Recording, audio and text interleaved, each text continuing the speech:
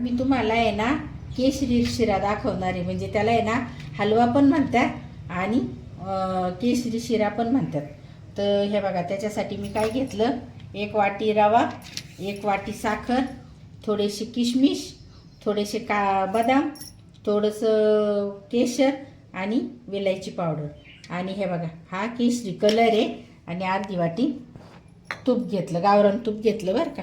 आणि दूध लागतं. तर हे बघा, आता मी दुधाचा गॅस चालू करते आणि दूध गरम करून घेते.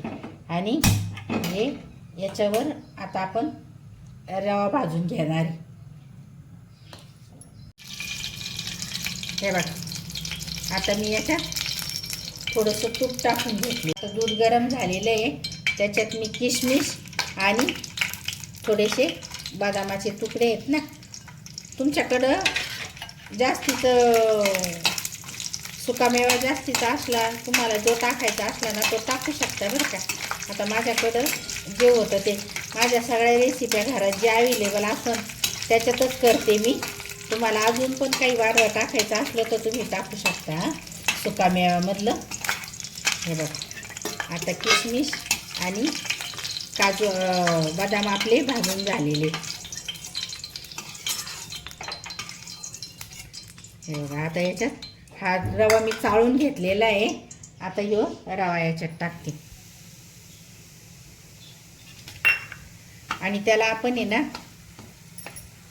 गॅस कमी ठेवलेला आहे.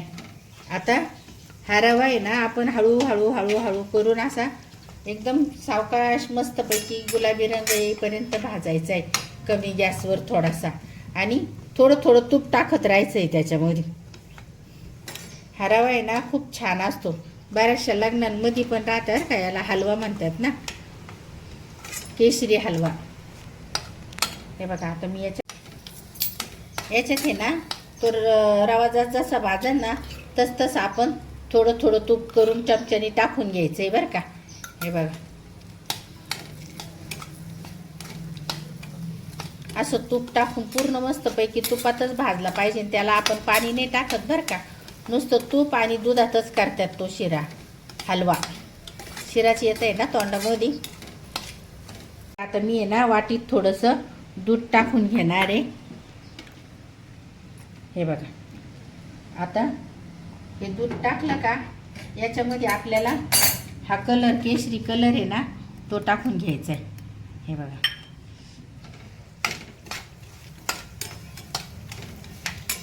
आपला रवा पण छान भाजून झालेला आहे. एकदम सुंदर असा सुगंध सुटलेला आहे. एकदम मस्त भाजून गेलेला आहे. तरी पण आपण त्याच्यात तूप टाकायचं अजून. हे बघा, थोडं थोडं थोडं करून तूप टाकत राहायचं त्याच्यामध्ये. तुम्हाला जितकं लागेल तितकं वापरा, नाही लागलं तितकं बाजूला ठेवून देता येतं. पण आहे ना तूप असं टाकत राहायचं त्याच्यात पूर्ण रवा भाजेपर्यंत. त्याच्यामध्ये तूप रव्याला लाल कलर येईपर्यंत भाजत राहायचं. आता दूध तापून झालं, दुधाचा गॅस मी बंद केला. आणि आता हा रवा पण आपला खूप छान भाजून झालेला आहे. एकदम मस्त त्या तुपामध्ये एकदम मस्त भाजलेला आहे. हे बघा, आता मी याच्यामध्ये आहे ना हे बघा असं दूध टाकून घेणार आहे. हे बघा, दूध आपलं एकदम गरम असतं, त्याच्यामुळं हळूहळू आणि तोंडाला जपून करायचं. हे बघा, आणि दूध टाकल्याबरोबर त्याला हलवत राहायचं. हे बघा, आणि दूध पण एकदम थोडं थोडं थोडं करून टाकायचं. एकखट्टी सगळं दूध नाही टाकायचं. हे बघा,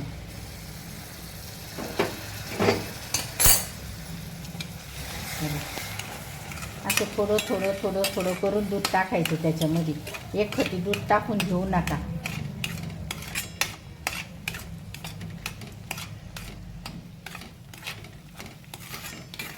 आता या दुधामध्ये मी केशरी कलर टाकलेला होता ना, तो कलर मी असा टाकून घेते.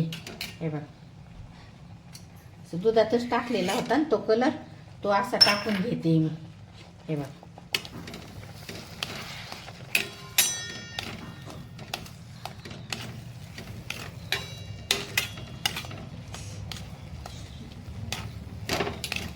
त्याने ना रव्याला खूप छान कलर येतो, म्हणून त्याला ते केशरी हलवा म्हणतात. त्याला असा कलर येतो ना, म्हणून त्याला आता हा पूर्ण त्याच्यात दूध टाकून मंद गॅसवर करते बरं का मी हे सगळं. हे बघा, दूध टाकून आणि कलर टाकून तो असा फुलला आहे. आता याच्यामध्ये ना आपल्याला साखर टाकून घ्यायची. हे बघा, हे बघा मी कशी साखर टाकून घेतली.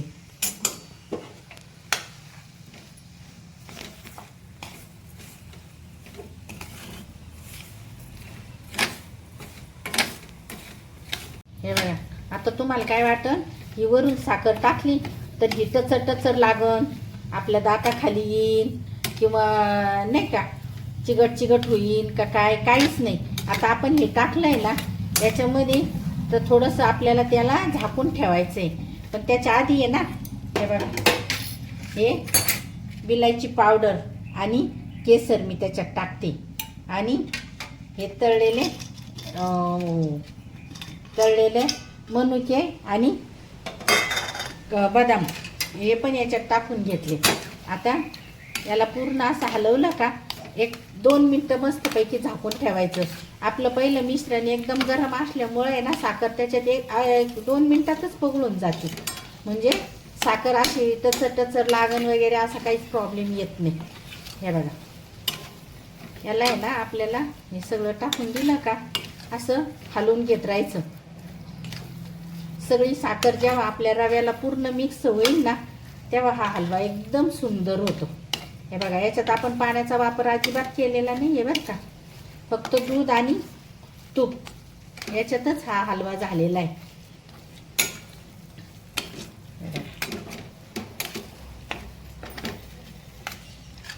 मी याला आहे ना आता 2 मिनटं झाकून, हे बघा असा हलवून झाला का आपला सगळा, मग त्याच्यावर आहे ना असं 2 मिनटासाठी झाकून ठेवायचं आहे. त्याला मंद आचेवर त्याला असं झाकून ठेवायचं आहे. हे बघा, आपला हलवा असा तूप सोडायला लागलेला आहे, बघितलं ना. हे बघा, हे बघा कसं ते तूप सोडतंय.